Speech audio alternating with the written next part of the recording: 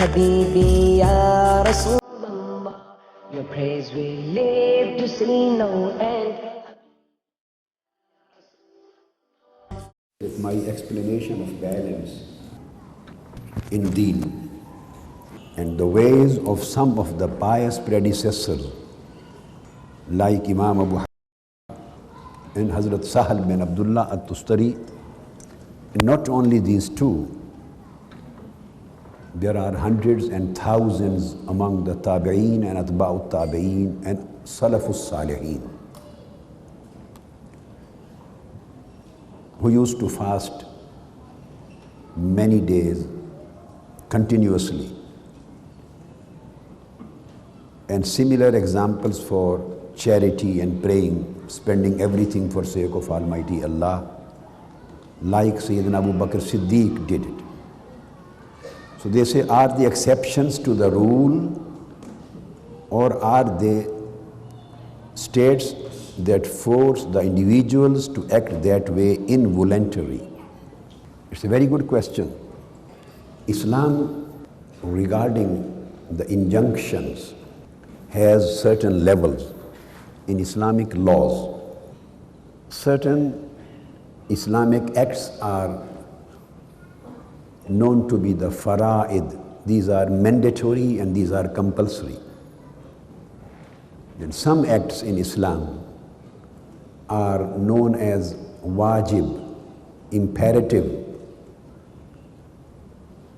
This division is according to Hanafi law. And according to Shafi'i law, they don't discriminate and differentiate between fard and wajib. For them, this is one and the same thing. Then comes the stage of sunnah. Sunnah again falls into two categories or two stages. Sunnah al-muakkada and as-sunnah ghayru muakkada. There are some sunnah acts which fall in the category of sunnah, but they are compulsory and mandatory. And some are recommendatory sunnahs. These are not wajib or muakkada. So sunnah also is divided into two stages, mandatory and recommendatory. Then comes the fifth stage, wajib and fard and wajib, and as-sunnah al-muakkada and sunnah ghayr al-muakkada. Then comes fifth stage, and that is mustahab. It is appreciable, commendable. It is not imperative in recommendation. It is recommended. It is commendable. After that comes, these are the 5 stages. Then comes a stage which is known as permissible or indifferent. In English we would say it indifferent. In Arabic we say mubah. It is permissible. Why? Because it has not been prohibited. So it depends upon your own free will whether you perform it or you don't. So there is no sin in performing it and no sin in discarding and not performing it. So it is indifferent, it is mubah, it is permissible, not forbiddable. So in this way, positively speaking, there are 5 grades, starting from fard, then wajib, mandatory, imperative, then as-sunnah al-muakkada, as-sunnah ghayrul muakkada. It is the sunnah of Holy Prophet, but it is compulsory or it is recommendatory. Then comes mustahab. It is commendable. And then comes mubah. It is indifferent, just permissible, not prohibited. These are 5 ranks on this side. Then there are another 5 ranks on negative side of prohibition. In front of fard, which is mandatory, here comes haram, it is prohibited. After haram, it comes al-makruh, it is known as makruh tahrimi. Al-makruh at-tahrimi. So this is strongly disapproved. After makruh tahrimi, these are 2 in front of fard and wajib. This is haram and makruh at-tahrimi. One comes in front of other. Then here is the sunnah muakkada and sunnah ghair al-muakkada. In front of these 2, then comes isa'at, that is disapproved. Then comes makruh at-tanzihi. It is slightly disapproved. It is known as uncommendable. Uncommendable. And this makruh tanzihi uncommendable comes in front of mustahab. On that side there was commendable, mustahab. Here is uncommendable, makruh tanzihi. Then comes khilaful awla. Khilaful awla. That was disapproved, and this is uncommendable, khilaful awla. So 5 stages on positive side and 5 stages on negative side. And then totally 10 and 11th stage is common for both, that is mubah. It is indifferent. It is permissible and it is not prohibited. Known as indifferent. If you want, you may perform it. If you want, you may leave it. So after explaining these 11 grades of acts according to Islamic jurisprudence and Islamic Sharia, now the question arises, this continuous fasting and certain acts of charity and many other acts of recommendatory prayings and excessive worships, where do these things fall in the light of the teachings of balance and moderation? All these things fall within the category of mubah as far as their legal and jurisprudential status is concerned. Continuous fasting. Continuous fasting, these are not farz or wajib, and in the same way they are not haram and makruh tahrimi. They are not sunnah of Holy Prophet sallallahu alaihi wasallam. In the same way they are not makruh tanzihi or khilaful awla, because there is no categorical general prohibition of Holy Quran and the text of the Sunnah of Holy Prophet sallallahu alaihi wasallam. Whenever there is no categorical positive command to recommend it, positive command to do it, it means it is neither fard nor wajib. When there is no categorical general prohibition or disapproval, it means it is neither haram nor disapproved nor makruh. So where these kind of acts of some great awliya and tabi'een and atba'u tabi'een will fall, they fall within, as far as the jurisprudential division and classification is concerned, they fall originally within the category of mubah. Originally, just permissible, because when companions started the continuous fastings in the same way as some tabi'een, atba'u tabi'een and salafus salihin did, companions started the same thing in front of Holy Prophet sallallahu alaihi wasallam, because Holy Prophet sallallahu alaihi wasallam himself did the same act. This was originally the sunnah of Holy Prophet. He himself, it comes in Sahih Bukhari and Sahih Muslim. He used to fast continuously without breaks. In Sahih Bukhari and Sahih Muslim, this is known as Siyamul Wisal, continuous fastings. So what did the companions do? Without asking him, they just saw him performing the act of continuous fasting. Without clarifying the situation from him, they just followed him. When they followed him, so they became weak. And when the time reached that some of them were unable to stand for prayer, it comes in Sahih Bukhari and Sahih Muslim. This is hadith unanimous, muttafaq alayh. So Holy Prophet sallallahu alaihi wasallam at that stage asked, what has happened to you?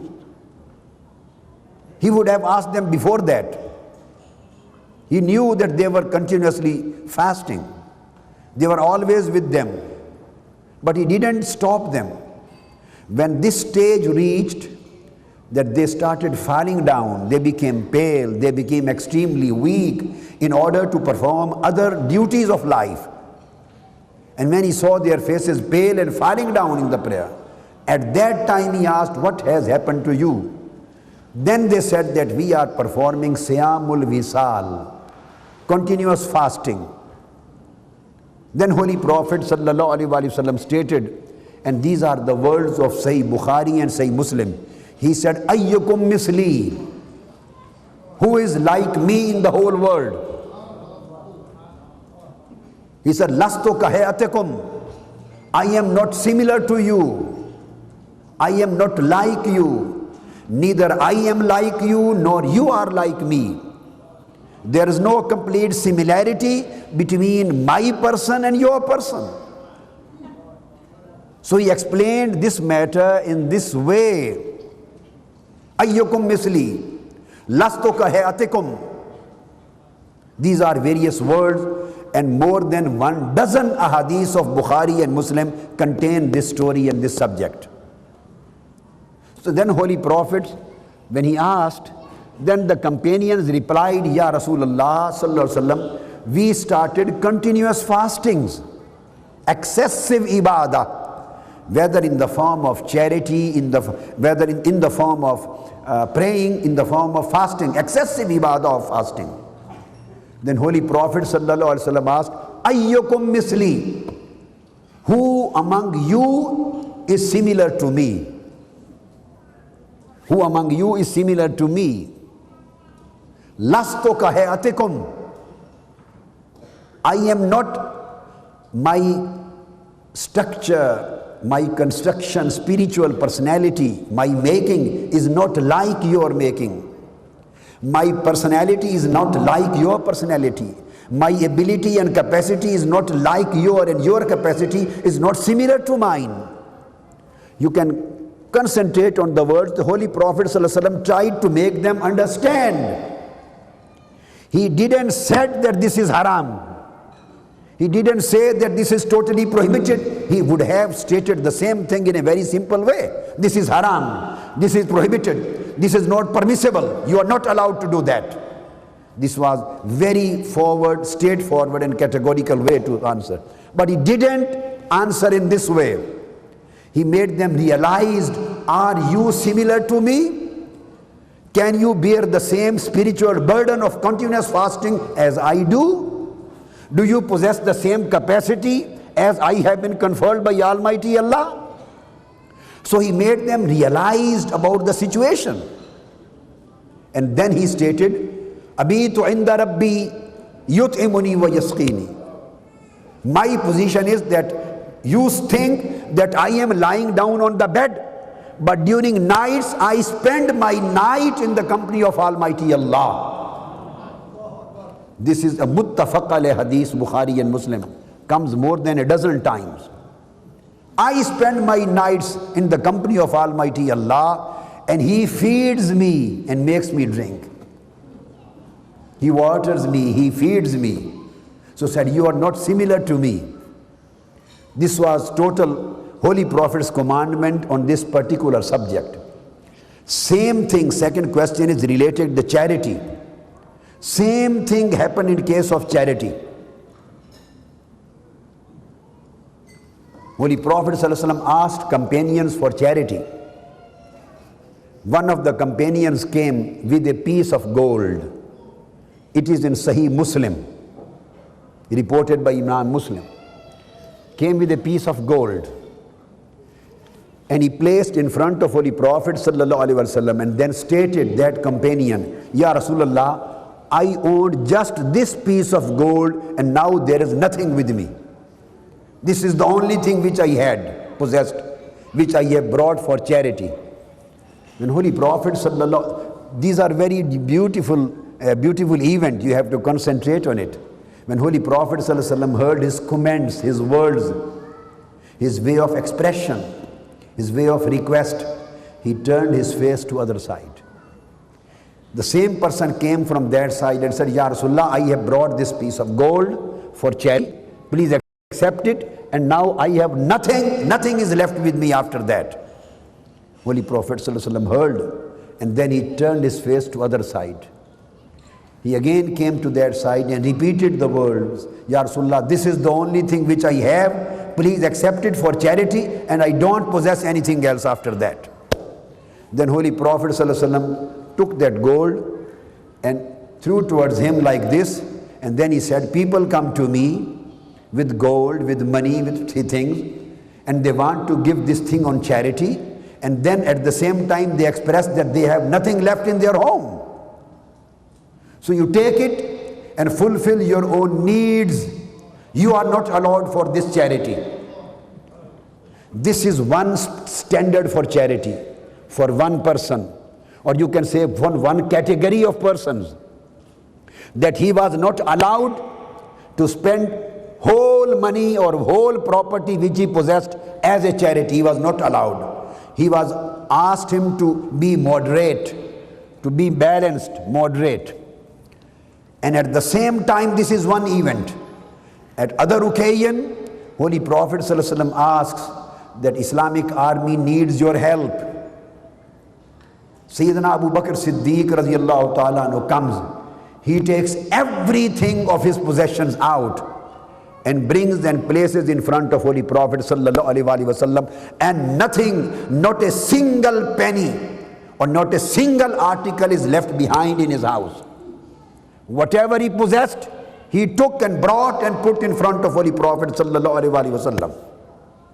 Holy Prophet sallallahu alaihi wasallam asked him the same question. That person, without asking of the question, he was saying that, Ya Rasulullah, this was total what I possessed. I have brought it for charity, accept it, and now I have nothing left in my house. This was the example of a person, that first person. Now is the matter of Abu Bakr Siddiq radiyallahu ta'ala anhu. He brings each and every single item and article of his house, places in front of Holy Prophet sallallahu alaihi wasallam, and says nothing, kept quiet. Holy Prophet sallallahu alaihi wasallam asked him, Ma abkayta li ahlika ya Abu Bakr. O Abu Bakr, what have you left for your family in your house behind you? Now look at his answer. Sayyidina Abu Bakr Siddiq says, Abqaytu lahumullah wa rasulah. Ya Rasul, I have everything left in my house. Why and how? Because I have left my Allah and my Prophet Muhammad for my family. Allah and Prophet Muhammad, I have left them for my family, and they are sufficient for us. So Holy Prophet ﷺ smiled and accepted his charity. So there is a person whose charity of a single piece of gold is not being accepted because his heart is not in consonance with his act. And there is a person, Abu Bakr Siddiq, he has give everything in charity, but his heart is much richer than his act of richness. And when he is asked, he says, Ya Rasulullah, Allah and his Prophet Muhammad are with us. Holy Prophet accepts this charity. So the question is, some people possess just ghina'ul mal, richness of wealth, richness in terms of wealth. Some people possess ghina'un nafs, richness of their soul. richness of their heart. So those people who possess richness of mal and not richness of a heart, so they are not allowed to fast every day. They are not allowed to give everything in charity.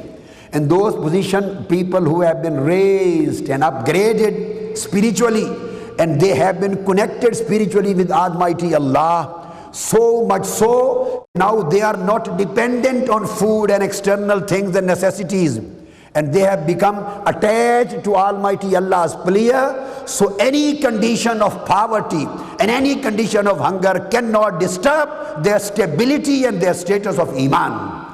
So those people who reach this strong status of Iman, for them it is permissible, because this is the Sunnah of Holy Prophet. He used to keep Siyamul Wisal. And those who are not yet achieved this status of the strength of Iman, for them it is prohibited. So this is a matter which depends upon individual to individual. This is not common for the whole Ummah. This is not a general path for the whole Ummah. For whole Ummah, Holy Prophet and Almighty Allah has recommended easiness. Easiness.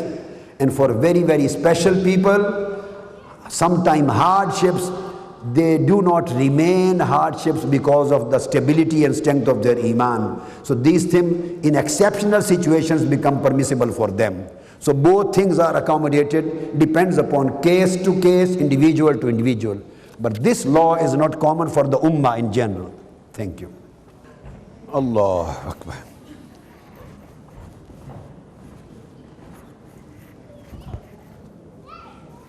Those people, you know, a person, human personality is composed of his body, of his mind, of his heart, of his soul, of his hidden secrets, and of his internal abilities, spiritual abilities. So there are many aspects which put together, if you put together, they compose the human personality. There are outer aspects and there are inner aspects of human personality.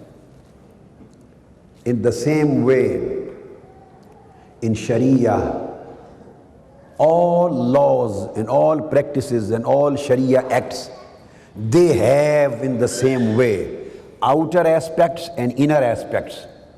For every act there is a zahir, and for every aspect there is a batin.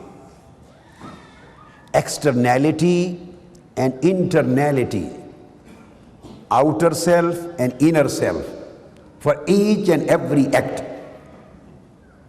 even for good and pious acts, and even for sins. Quran says, Zahirul ismi wa batinuha. Even an act of sin has a zahir and it has a batin. It has an external appearance and it has internal and hidden reality. The same way our prayers, our pious acts, our acts of worship, there is a zahir and there is a batin.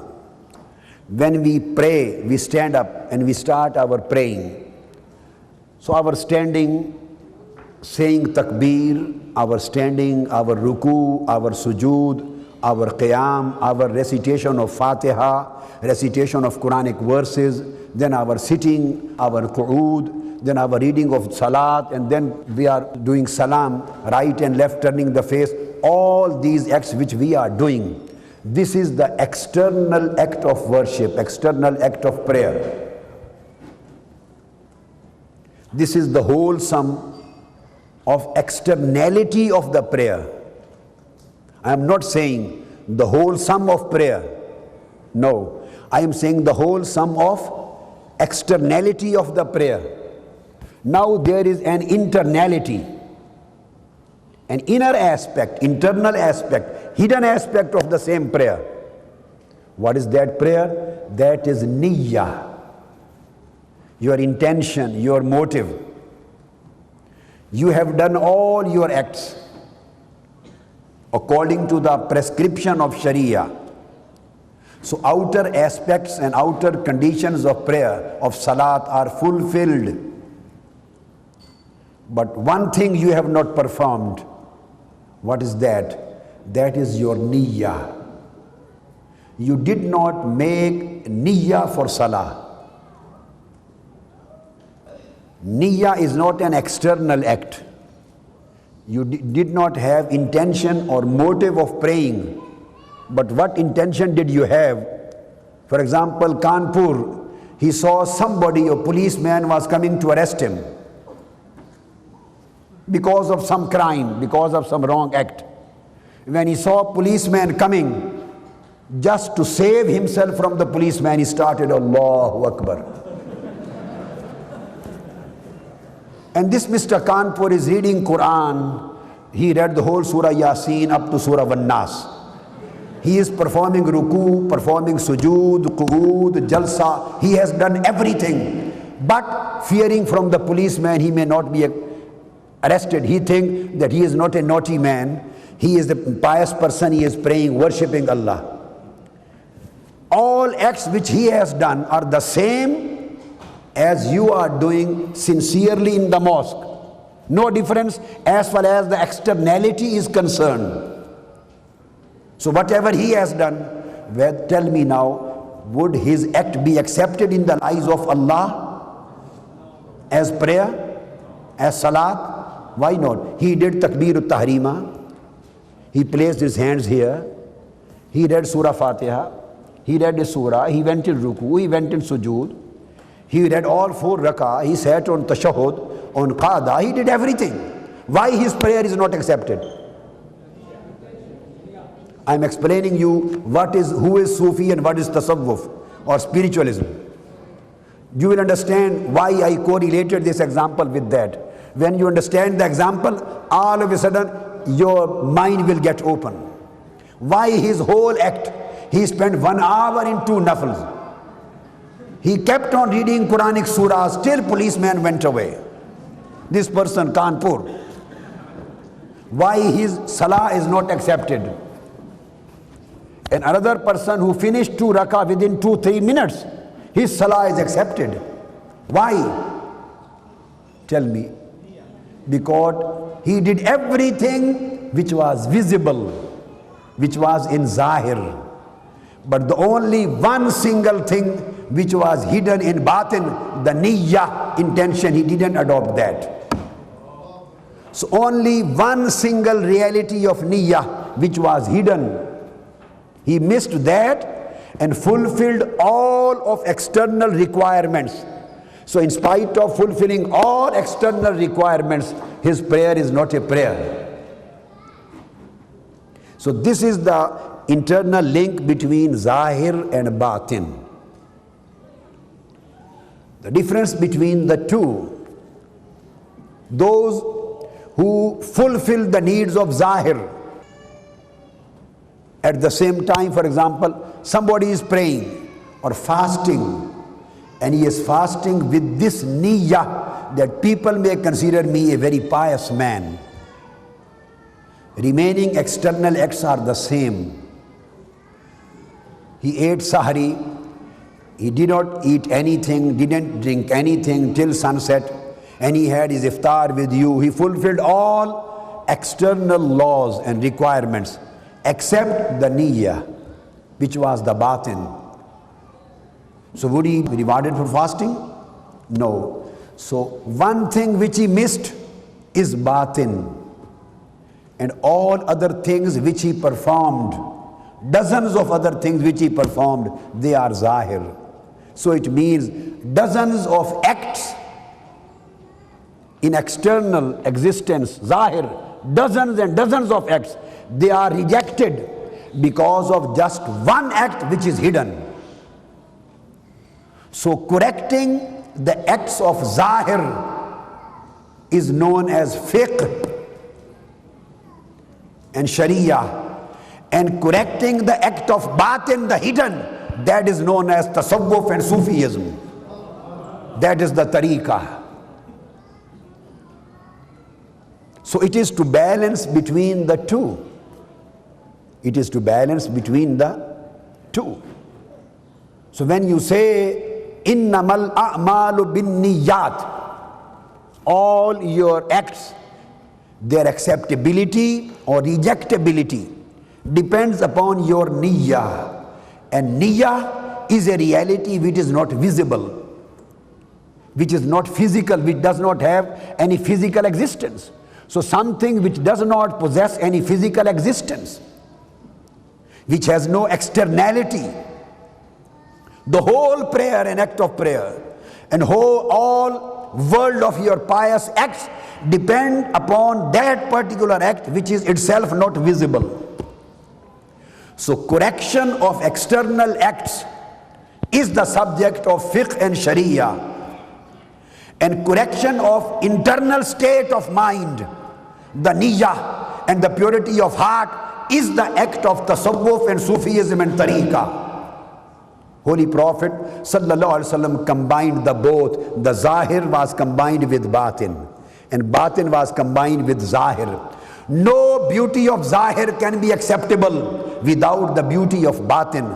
Correction of batin is known as Sufism, and correction of zahir is known as fiqh and jurisprudence and sharia. So by combination of fiqh, sharia and tariqah, only then you can achieve the perfection of your pious acts. So Holy Prophet sallallahu alaihi wasallam prepared a full group of people who were named Ashabu Suffah. Ashabu Suffah, they became the torch bearers and founders of Sufism in history of Islam. And they were direct students of Holy Prophet sallallahu ta'ala alaihi wasallam.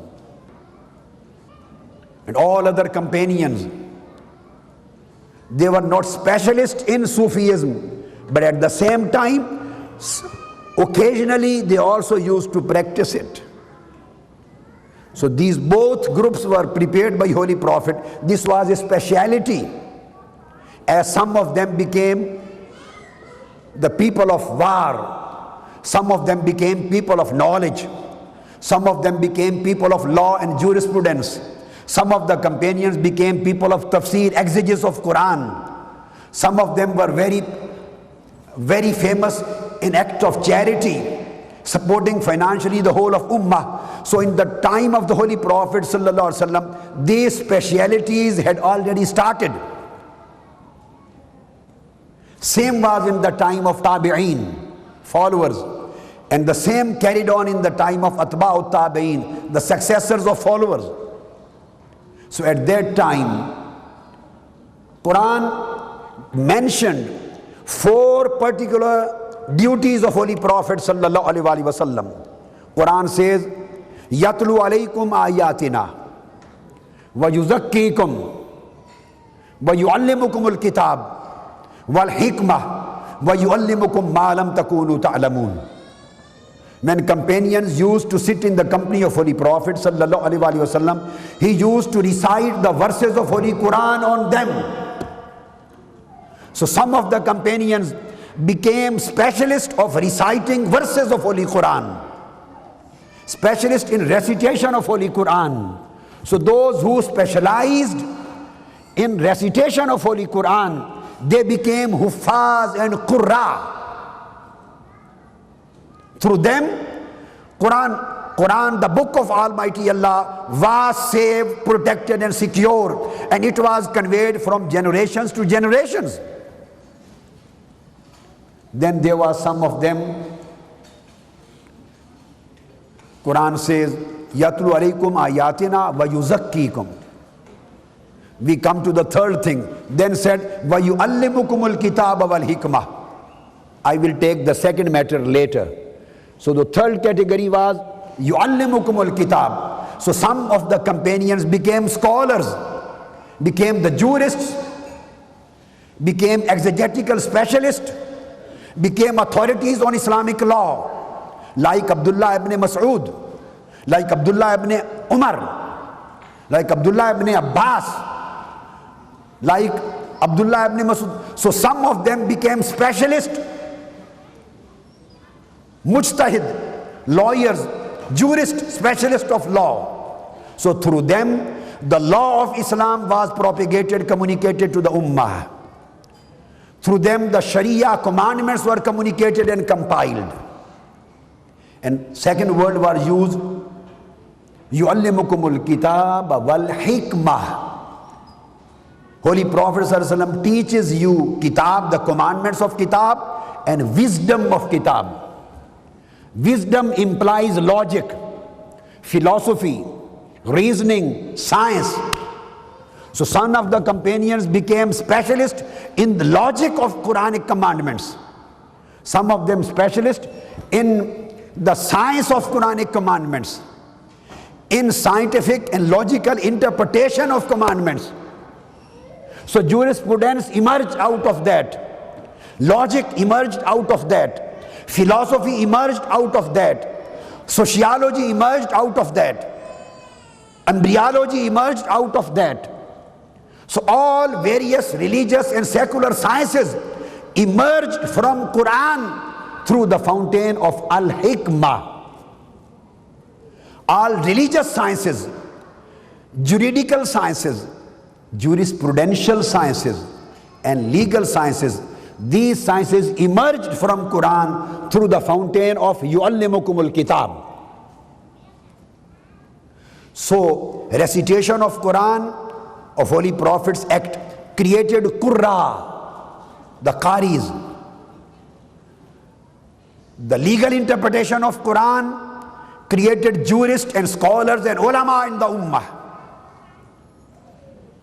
And wisdom, hikmah, created the philosophers and scientists and interpreters and intellectuals for the ummah, so that Islam, the deen of Islam, may be interpreted and reinterpreted and presented and reinterpreted and presented in a logical way, in a scientific way, in a methodological way, in a jurisprudential way, according to the times of various ummah.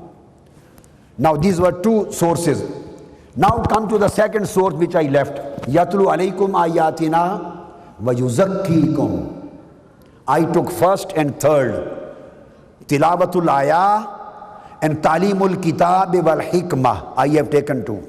Now we come to the second thing. Quran says that this is again the duty of Holy Prophet sallallahu alaihi wasallam. What? Yuzakkikum. He purifies your inner selves. He purifies your inner selves. So those companions and those followers among the Ummah of Holy Prophet, those who specialized in recitation of Quran, they became Qaris and they became Hafiz and Quranic reciters. Those who specialized in Talimul Kitab, they became the jurists and the lawyers of Islam and A'immah. Those who specialized in hikmah of Quran, they became the Muslim philosophers, they became Muslim scientists, they became the logic specialists. And those who specialized in Yatlu alaykum ayatina wa yuzakkikum, and he purifies your inner selves. He purifies your inner self. So outer things are finished. Now this is a concentration or your inner part of personality. He purifies not your bodies, your nufus. Qad aflaha man zakkaha. He is the successful person who has purified his soul. So now he purifies the souls. He takes bad likings, wishes, lusts, greeds out of your soul. He purifies your inner self from the inner existence of sins, and he puts Allah's love in your soul and in your spirit, and he puts the nearness of Almighty Allah. He gives the taste of nearness of Almighty Allah to your soul and heart.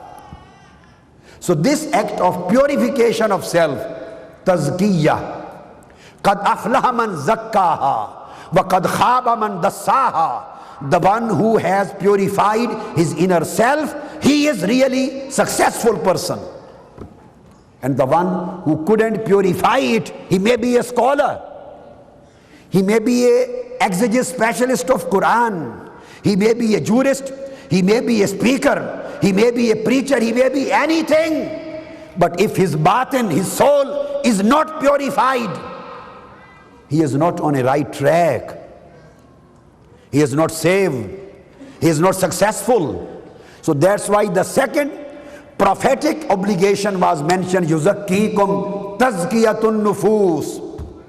So those who carried out among the companions of Holy Prophet, among their followers, among their successors, among the ummah, those who carried out the function of self-purification because of tazkiyah and safa. Self-purification means safa'ul qalb, purification of heart, purification of soul. So because of this safa, the word tasawwuf came into existence, and those who became specialists of purification of heart and soul, they were known as Sufis. Those who became specialists in Quranic recitation, they were known as Qaris, Qurra. Those who became specialists in Quranic interpretation and Hadithic interpretation, they were known as jurists and ulama and fuqaha. Those who became specialists of hikmah, they were known as philosophers and hukama. And those who became specialists in inner purification of heart and soul, they were known as Sufiya. So it means in the same way as the ulama are successors of Holy Prophet, through the channel of yu'allimukumul kitab, as the hukama, the philosophers, the scientists are the followers of Holy Prophet, through the channel of al-hikmah, as the hufaz and qurra, Quranic reciters are the followers and servants of Holy Prophet, through the channel of yatlu alaykumul kitab, tilawatul ayat. In the same way, the Sufis, the saints, the awliya and Sufiya, they are true followers of Holy Prophet through the fountains of tazkiyatun nufus. And the fifth, yu'allimukum ma lam takunu ta'lamun. When their inner selves become purified, then Almighty Allah reveals His secrets unto them. Then secrets are unveiled. Then they start knowing the hidden secrets. And from Sufi, they become Arif. So Ashabu Sufa, this was the group of Sufiya, the Sufis among the companions of Holy Prophet sallallahu alaihi wasallam. Ashabu Sufa. And the same people, these were in the time of companions, in the time of their followers, Tabi'een. Imam Hassan Basri, a great Tabi'i, says that I met a Sufi, and you can find in every authentic book. Imam Hassan al-Basri, the great Tabi'i, who was born in the days of Sayyidina Umar radiyallahu ta'ala anhu, 20 Hijri he was born. He says, I met a Sufi performing tawaf around the Kaaba. Imam Hassan Basri says, Ra'aytu Sufiyan yatufu bil Kaaba. He was performing tawaf of Kaaba. I saw him, I wanted to help him financially. I wanted to give him something. I took some dinars and tried to put in his hands, and he didn't accept. He said, Allah is sufficient for us. So those who have made Allah sufficient in their life, they are Sufis. And Sufis are from safa of qalb, purification of heart, purification of soul, purification of inner self. The last thing, a beautiful example, for example, the law and jurisprudence of Islam requires you to perform your wudu, to stand facing towards Kaaba and pray according to the commandments of Sharia. You have done everything, so according to Sharia, according to Islamic law, that is complete. So I want to explain what is the link between the Sufism and the Sharia or the fiqh. Fiqh says, Islamic law and jurisprudence says, your prayer, your salat is kamil. Tasawwuf, Sufism says, not yet. Not yet. Now you ask, why my prayer is not yet complete and perfect? Sufism says that you are facing towards Kaaba, but your heart was not facing towards Allah. So fiqh is interesting to put you straight facing towards Kaaba, and tasawwuf is interested to put your heart straight facing toward Almighty Allah, the Rabb of Kaaba. So if your bodily, this face is toward Kaaba, your salat is perfect according to fiqh. And if your heart is facing towards Rabbul Kaaba, the Lord of Kaaba, then your salat is perfect according to tasawwuf, Sufism. So tasawwuf deals with your body, outer self of your personality. Sufism deal with your niyyah and inner self, with inner self. Tasawwuf fulfills the Sharia requirements of law. Sufism fulfills the requirement of the purity and sincerity of your intention. Purity and sincerity of intention is never the subject of Islamic law. I am saying a very significant thing. Take up the fiqh, Kutubul fiqh, Hanafi fiqh, Shafi'i fiqh, Maliki fiqh, Hanbali fiqh, Jafri fiqh, Salafi fiqh. You may take any book of fiqh in your hands and read the chapters. They will start from Tahara, Ghusl, Wudu, this and that. Then they'll come to the prayer, Salat and Som and Zakat and Hajj, and then all halal and haram. Everything religious and secular would be mentioned there. I'm telling you a very significant point. And last, there are thousands. I have delivered 100 lectures, and every lecture, every episode of 1 hour on this subject of Sufism. 100 lectures, and every lecture is of 1 hour duration. It means 100 hours on concept of Sufism. 100 hours on this particular subject. So I am closing this subject by saying, you go to the books of fiqh, the books of fiqh, the books of Sharia, Hanafi, Shafi'i, Maliki, Hanbali, Jafri, Salafi, anything. They will start from purity. Purity, from ghusl, from wudu, from cleanliness of your clothes, cleanliness of your body. Then they will start the matter of adhan and salat, then zakat and hajj and so on, so far and so forth. No single book of fiqh of any school of law will discuss the matter of purity of intention. Purity of intention. No book of law will ever discuss the subject of sincerity, al-ikhlas. No book of fiqh will ever discuss the subject of closeness and nearness of Allah, achievement of the pleasure of Allah.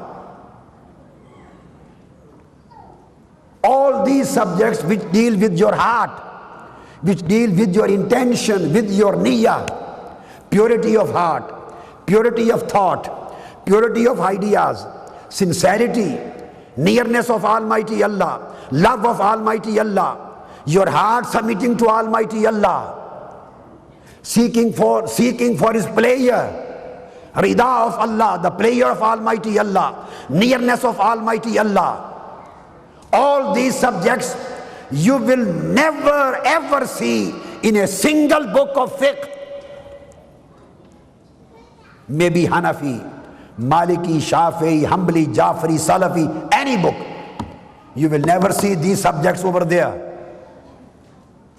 And the question is that Holy Prophet says, Innamal a'malu bin niyyat. All your acts depend upon your niyyah, your intention.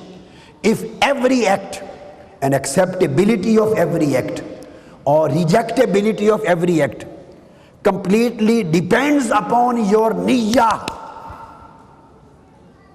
The hidden thing, the motive, the intention which is hidden in your heart. Are you committing the act of riyah? You are doing this act to show somebody else, or you are doing this just for sake prayer of Almighty Allah? This is the sole criterion on the basis of which your acts are going to be accepted or your acts are going to be rejected. But you will never ever find this particular concept of the prayer of Allah, the niyyah of Allah, the ridwanullah, Allah's prayer, his or seeking Allah's prayer, sincerity, ikhlas of niyyah. These subjects you will never see in the books of fiqh. So where will you find these subjects? These subjects have been dealt by Sufism, by tasawwuf, by spiritualism. And Holy Prophet says that all acts depend upon your niyyah, and niyyah is not subject of fiqh. Dependability of acts is based on the purity of niyyah, and purity of niyyah is not the subject of fiqh of law. This is the subject of Sufism and tasawwuf and spiritualism. So it means every act which is away from spiritualism and tasawwuf and Sufi path, that is not able to be accepted in the eyes of Almighty Allah. So zahir, connecting zahir and batin, this is the only way how you get Almighty Allah's pleasure. So Holy Prophet ﷺ prepared a full-fledged group of individuals of Ashab al-Suffa, and they were specialized of Sufism. Ashab al-Suffa, they were specialized on Sufism, on spiritualism, on spirituality, and they were always busy in cleansing their inner self and developing and promoting the abilities of their spirit and soul. So this is the basic thing which we have to deal with.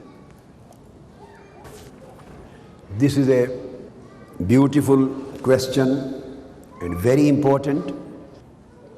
Both ways are permitted in Islam.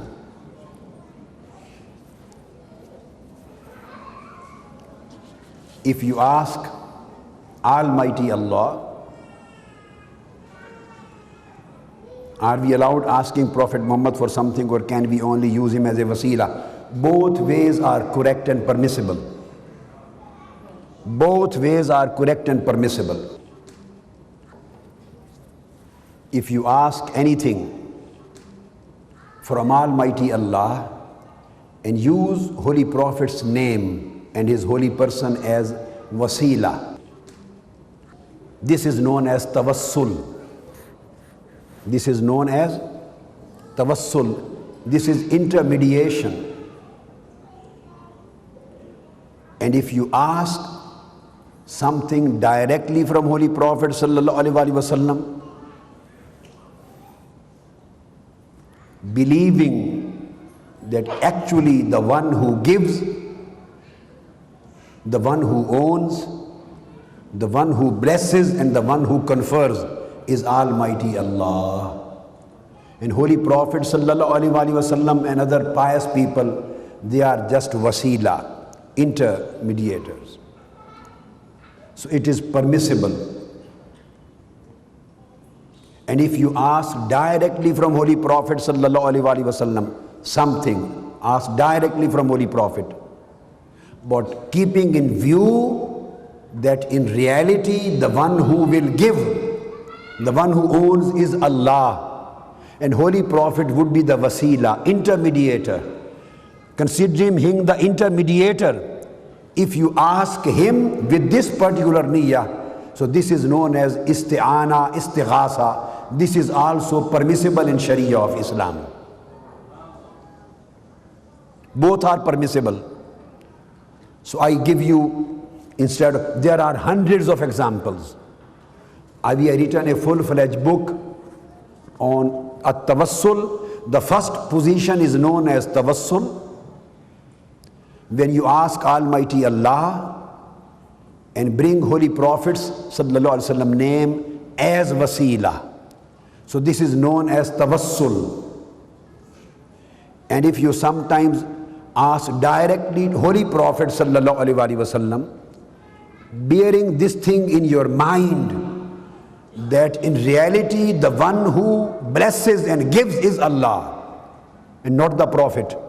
Prophet is really the wasila, is the way and means. So considering him means and considering Almighty Allah the giver in reality, and then if you ask directly with the Holy Prophet with this clarity of mind, this is known as isti'ana, istighasa. This is also permissible.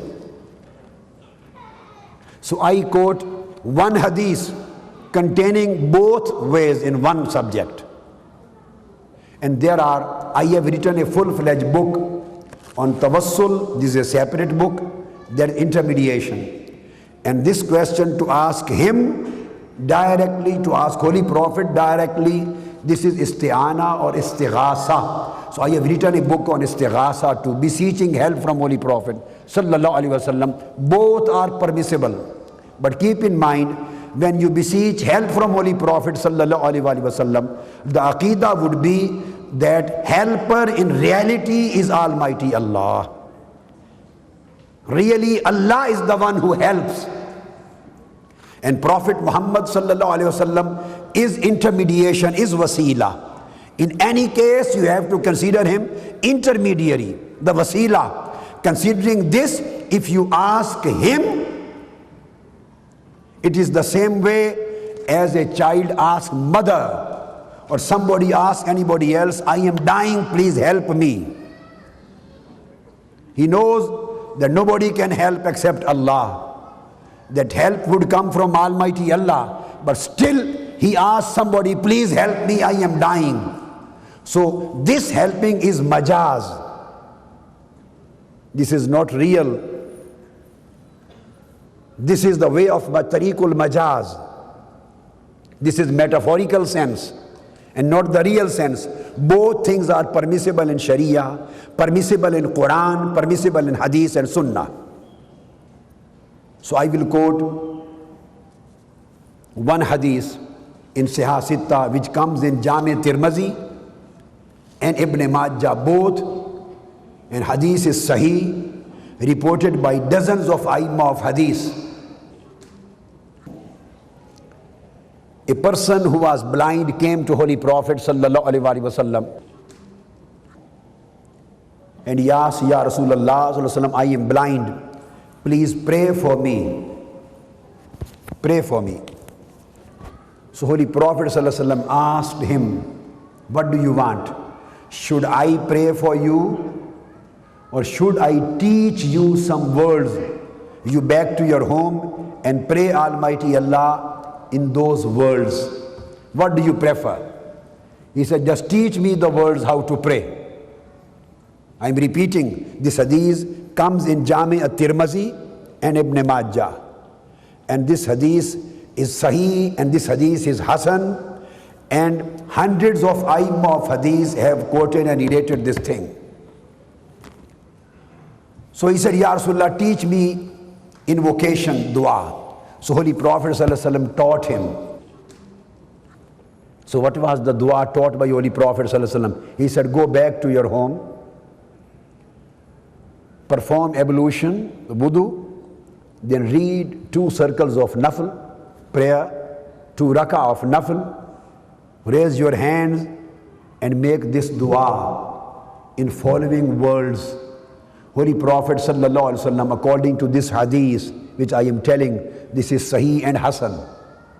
Holy Prophet sallallahu alaihi wasallam said that then say, Allahumma inni as'aluka wa atawajjahu ilayka bi nabiyyika, Nabiyyi Rahmah or Nabiyyi Shafa'ah. Pray and then ask, oh Allah, I ask you, inni as'aluka wa atawajjahu ilayka bi nabiyyika, and I intermediate through Prophet Muhammad sallallahu alaihi wasallam to you. I made Prophet Muhammad sallallahu alaihi wasallam as a wasila in my dua. So here Holy Prophet sallallahu alaihi wasallam was made wasila. And then Holy Prophet taught him, after that say, Ya Muhammadu Ya Rasulallah. These are the words of a dua taught by Holy Prophet sallallahu alaihi wasallam himself. So Holy Prophet sallallahu alaihi wasallam taught these words of invocation. And he said, after this say, Ya Muhammadu Ya Rasulallah, inni atawajjahu beka ila Rabbi. In the beginning of invocation, the person was calling Almighty Allah, Allahumma inni as'aluka wa tawajjahu ilayka bi nabiyyika. Here was the tawassul. Oh Allah, I ask you in the name, for the sake of Prophet Muhammad sallallahu alaihi wasallam, in wasila of Prophet Muhammad sallallahu alaihi wasallam. So in first instance, the dua was made in wasila of Holy Prophet. And in second instance, Holy Prophet taught him, then address me directly. First part of invocation, the person is addressing Almighty Allah on the wasila of Holy Prophet. And second part of invocation, he is addressing directly to Prophet Muhammad sallallahu alaihi wasallam. Then say, Ya Muhammad. This hadith comes in Jami Tirmizi and Sunan Ibn Majah, Sihah Sitta with Asani de Sayyah and Asadin Hasana. Inni atawajjahu beka ila Rabbi fi qada'i hajati hazihi. Then ask Almighty Allah, I ask you, and then call me, O Muhammad Ya Rasulallah. I make you wasila to Almighty Allah so that my this prayer is accepted. Holy Prophet sallallahu alaihi wasallam. So the first part was the dua ut tawassul. And the second part, Ya Muhammadu Ya Rasulallah, when he was addressing directly Prophet Muhammad sallallahu alaihi wasallam, and he was directly asking to him, Inni atawajjahu beka liqada'i hajati hazihi. Second part was this isti'ana and istighasa. So both things are the sunnah of Holy Prophet sallallahu alaihi wasallam. This is my book, Kitabut Tawheed, second volume, page 105. And this hadith, which Holy Prophet sallallahu alaihi wasallam has taught, this way has been taught by Holy Prophet sallallahu alaihi wasallam. So then say these words, and that person was Usman bin Hunayf, the companion. And this hadith comes in Sunan Tirmizi and Ibn Majah. So he went back. So Holy Prophet sallallahu alaihi wasallam taught him this way. So second time he addressed Holy Prophet. In first time he addressed the first part, addressed Almighty Allah and make Holy Prophet the wasila, intermediator. And in second part of dua, he addressed directly Holy Prophet and asked him, Ya Muhammadu Ya Rasulallah, inni atawajjahu beka ila Rabbi fi qada'i hajati hazihi. So both ways are sunnah. Either you can make Holy Prophet sallallahu alaihi wasallam wasila while addressing Almighty Allah and asking from him, or you can address directly Holy Prophet sallallahu alaihi wasallam and ask something for him. But in both cases, Holy Prophet is not to be taken as real giver. Real giver and real blesser will remain Almighty Allah. Holy Prophet would be the tawassul in this case as well as in other case. First way is known as the way of real expression. The second way is known as metaphorical way of expression. Second is metaphorical way of expression. So Holy Prophet sallallahu alaihi wasallam, he taught this dua to Usman bin Hunayf.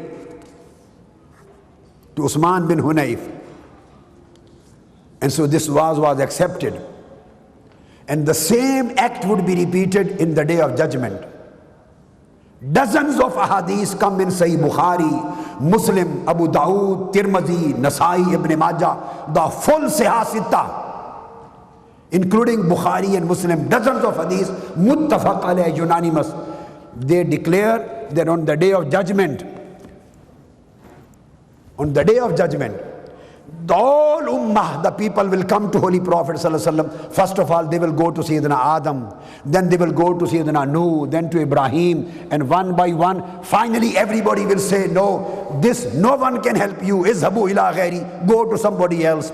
Every prophet and messenger will say, go to somebody else, go to somebody else. All communities and ummahs together, one by one, will finally come to Holy Prophet Muhammad sallallahu alaihi wasallam. Ya Rasulullah, we are in trouble, please help us. So they will come for help on the day of judgment in front of Almighty Allah. So if asking Holy Prophet for help directly, if it is a shirk, then Almighty Allah would have never allowed the people and the Ummah to perform this act on the day of judgment in His presence. All ummahs jointly will go to Holy Prophet ﷺ, finally from Adam ﷺ, one by one, finally to Holy Prophet, and they will ask, Ya Rasulullah, we are in trouble, we are in a great crisis, we are in a great distress, please help us. Then Holy Prophet will say, Ana laha, now you have arrived the right place, the right door, I am fixed for this. Then Holy Prophet will perform shafa'ah for them. So this day of judgment will contain istighasa and shafa'ah. And in Sahih Bukhari, Holy Prophet ﷺ, the world of hadith, Sahih Bukhari hadith is, they say, istaghasu bi Adam. They will go and seek help from Sayyidina Adam, then from Nuh, then from Ibrahim, and finally they will come to me to beseech help from me. The words of Sahih Bukhari, hadith Sahih, they will ask for help from me on the day of judgment. And I would say, Ana laha, Ana laha. You have been wandering here and there, but this day is my day. Now you have arrived the right door. Then Holy Prophet ﷺ will stand up and do shafa'at uzma. So on the day of judgment, if this act of going and knocking the door of Prophet Muhammad sallallahu alaihi wasallam, after knocking the door of every prophet, and Holy Prophet will never say, why you are crying and coming to me? Go to Almighty Allah, ask help from Him. He is the Lord of the day. He will help you, He will take you out of this crisis. Why are you here to me? He will never say this. He will say, Ana laha, Ana laha. You are on the right door, you are on the right door. Then Holy Prophet ﷺ will prostrate and he will do shafa'ah. So this helping, isti'ana, istighasa, the word of Sahih Bukhari is istighasu bi Adam. Istighasu. They will seek help from Adam and Nuh. They will ask for help. These are the word of Sahih Bukhari. And finally they will come to Holy Prophet, and Holy Prophet's shafa'ah and tawassul will solve their problem. So if this act is permissible on the day of judgment, according to Sahih Bukhari and Muslim and Abu Dawud and Tirmidhi, the whole of Siyasitta tell the same thing. If this is made allowed and permissible in front of Almighty Allah on the day of judgment, then why this should be considered impermissible, non-permissible or forbidden in our life? So this is permissible. And I have quoted all of your hadith.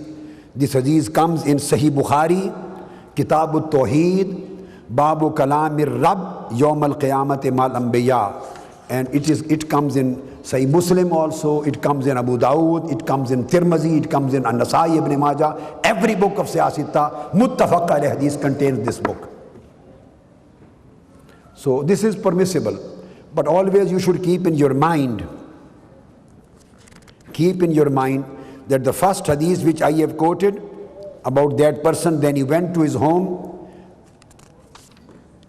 and he did the same dua, asked Holy Prophet ﷺ directly, atawajjahu bika, oh ya Muhammad, inni atawajjahu bika ila rabbi li qada'i hajati hazihi.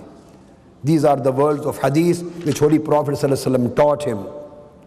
And Allama ibn Taymiyyah confers this hadith, and Imam Tabarani confers this hadith. And Allama ibn Taymiyyah says in his book Qaida Jalila fit Tawassul wal Wasila, page 91, even the scholar like Allama ibn Taymiyyah, he confers that this hadith is true and he establishes the arguments on the basis of this. And then Allama ibn Taymiyyah says that this dua and this kind of dua was the practice of Aslaf and Salaf Salihin. And Almighty Allah accepts this thing. Another question, are we allowed asking Prophet, peace be upon him, for something, or can we only use him as a wasila? Both ways are permissible and correct, because the hadith which I have quoted, this contains both ways. The first way is the tariq of tawassul. You are asking Almighty Allah and you are not addressing Prophet Muhammad sallallahu alaihi wasallam directly. You are asking for his sake. This is the first part of the hadith which I have quoted from Tirmizi and Ibn Majah. This contains wasila. And second part of the same hadith, which was taught by Holy Prophet sallallahu alaihi wasallam, contains isti'ana and istighasa, where Holy Prophet himself taught, then say, Ya Muhammadu Ya Rasulallah. These are the words of hadith. A person came to Holy Prophet, he was blind. This is the hadith in Tirmizi and Ibn Majah, which I have quoted. He asked Holy Prophet, Ya Rasulullah, please pray for me. Holy Prophet ﷺ said, you want me to pray for you?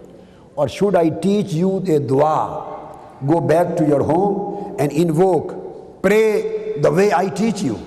So this was the hadith which I told. So Holy Prophet ﷺ taught him these words. He went back and he prayed in the same, invoked and prayed in the same words, and Almighty Allah returned his eyesight back. He was a blind man. He was a blind man. So asking Almighty Allah and making Holy Prophet a wasila, this is known as tawassul. Keep in your mind. Asking Almighty Allah and quoting Holy Prophet sallallahu alaihi wasallam as a wasila, this is known as tawassul. There is no harm in tawassul. Sayyidina Yusuf alayhi salam sent his clothes, his shirt, as wasila to his father, so that he may ask Almighty Allah his eyesight on the wasila, intermediation of my shirt. Izhabu bi qamisi haza fa'alquhu ala wajhi abi yati basira. So his cloth, his shirt was used as wasila. So this is one way. And during this invocation and supplication, addressing Holy Prophet sallallahu alaihi wasallam for help.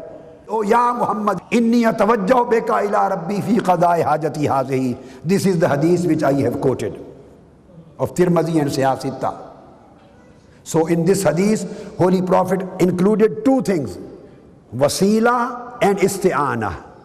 And when you ask and beseech for help and address Holy Prophet sallallahu alaihi wasallam, you should keep in your mind that the real helper is Almighty Allah, nobody else. Neither Prophet nor any other wali, no any Nabi, no wali. The actual giver, the bestower, the blesser, and the owner of everything is Almighty Allah.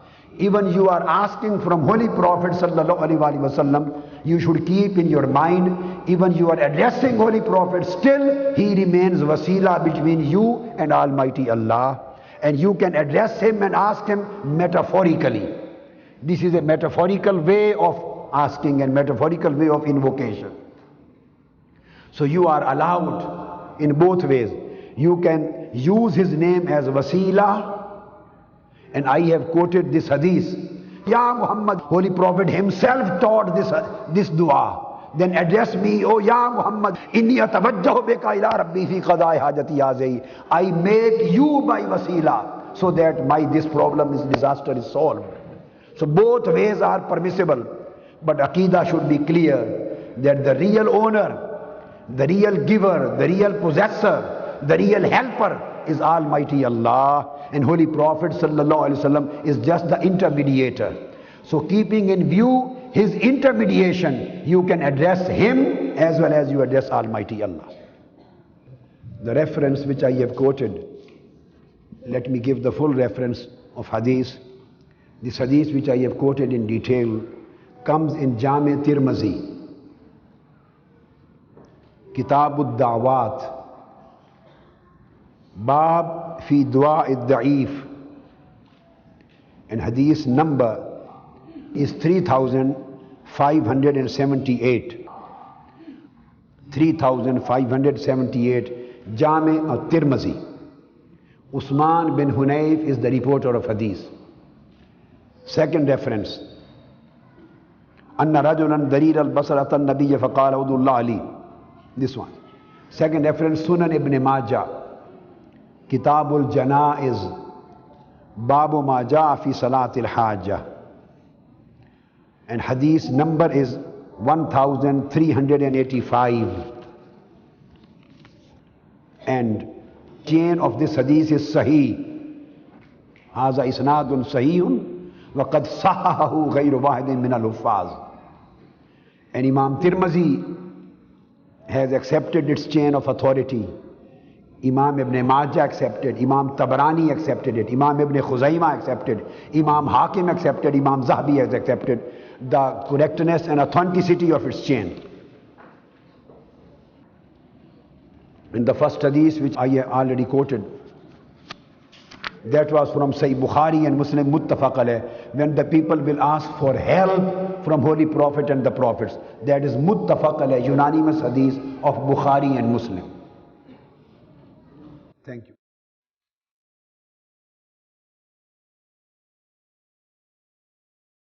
Your praise we live to see no end. Habibi ya Rasulullah, your praise we live to see no end.